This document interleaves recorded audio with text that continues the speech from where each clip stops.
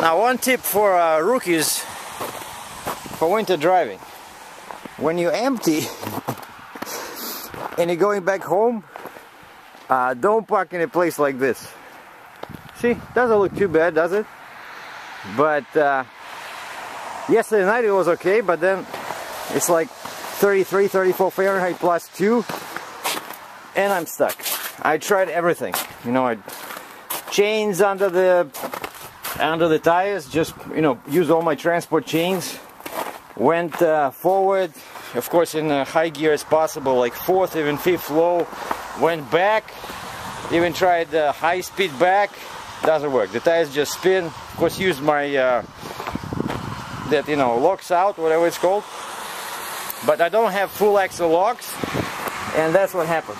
And of course that that exhaust pipe that blows hot air right under the right tire doesn't help too much. See, I have all water there, right? And I think that's part of the problem. This is the second time it already happened to me. You know, when you have the exhaust pointing that way, you know, you sit in your truck, you do your logbook, and you know, you wait for the engine to warm up, and what you don't realize that while that all happening, the warm air out of the exhaust basically destroys all the traction that you had, you know. And right now it's about 9 o'clock. I've been here an hour. Tried everything, just, you know, I don't want to pay for a tow, because all I need is a little push.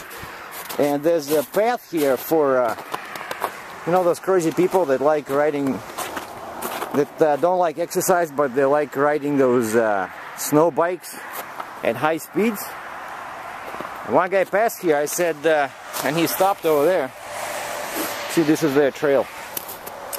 So beautiful scenery here. This is northern Ontario, just northwest of, there's a railroad there. I saw trains go on the hill there. This is just northwest of, what is it, Parry Sound, Ontario. And there's a grocery store there, they serve breakfast. There's LCBO, which is Liquor Control Board of Ontario, so it's liquor store. And it was already getting dark, so that's why I stopped here, right? And then finally I went inside there, and I asked them for any sand or ice. I was ready to pay for it, right? And the lady in the shop says, no, we don't have any sand. All right, then I walked and knocked on the door of the liquor store, which is still closed. I said, you know, maybe, do you own that pickup truck behind me? Because I have chains, I have a hook in the front, and I really need a slight push, I mean pull. I know that thing will do it. I just need to get off that ice, see, that I'm sitting on. I just need to move like 1 meter, you know, 3 feet. And the liquor lady was more friendly. She said, actually, you see that hill near that wooden houses? And there's a tarp next to it. She says, don't tell anyone, but there's sand in there. I said, who's the owner? She said, I have no idea, but I take it. And she said, she thinks it's the snow belongs to the guy that owns the grocery store. I mean, well, yeah, that store and the gas station. So I borrowed some, I borrowed a shovel. Of course, you need to carry this, and I don't have it.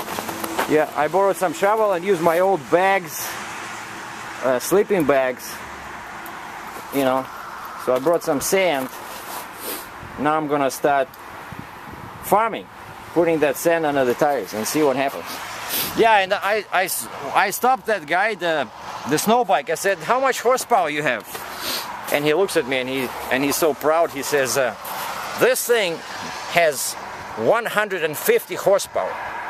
I said, well, I'm stuck there. Do you think you can give me a pull?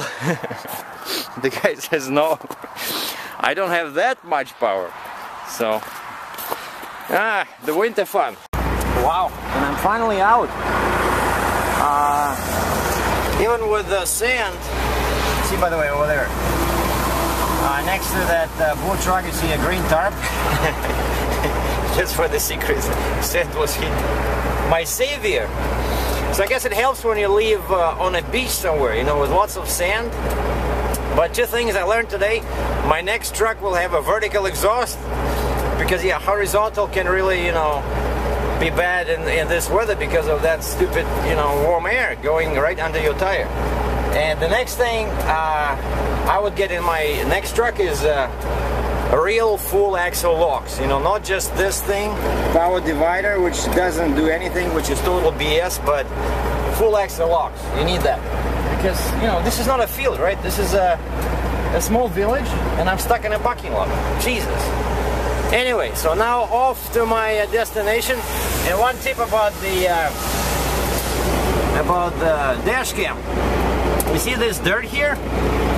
That's where the windshield wiper does not reach.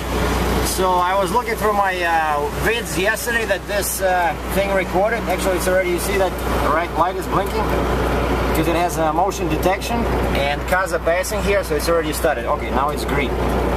See, I like this.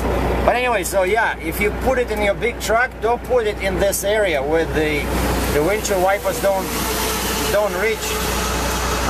You see, I moved it as far away as possible from the center, otherwise it shows my, that stupid mirror is the bottom right corner of each, you know, each frame.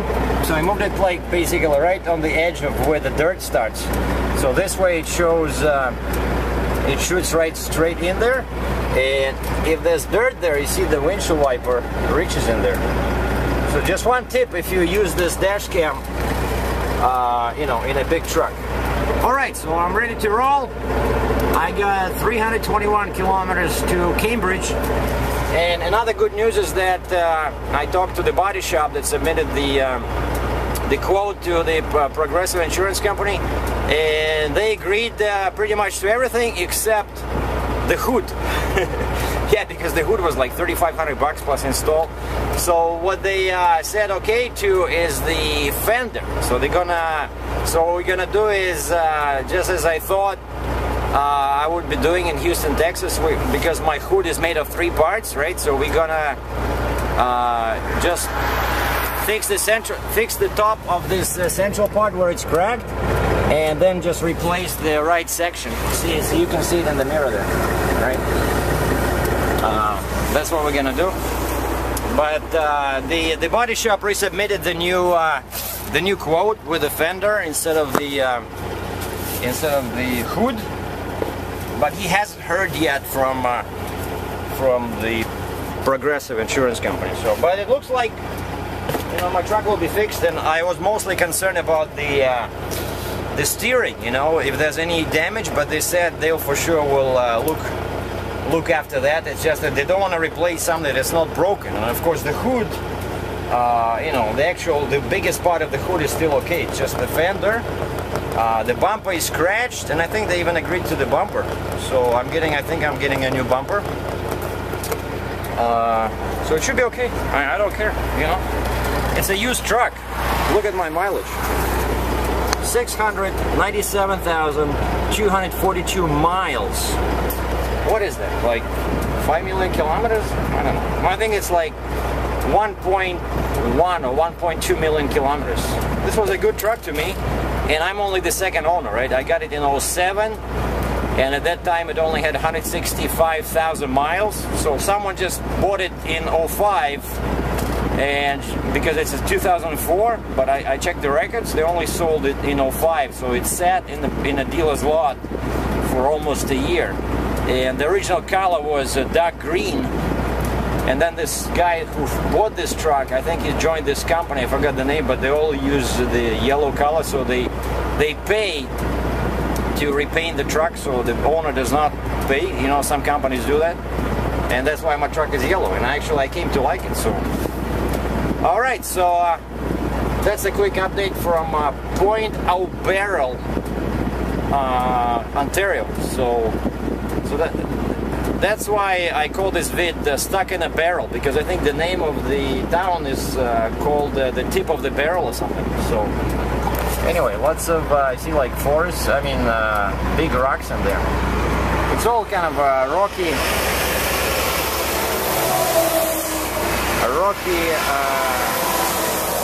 rocky terrain in here. So I'm gonna follow those guys.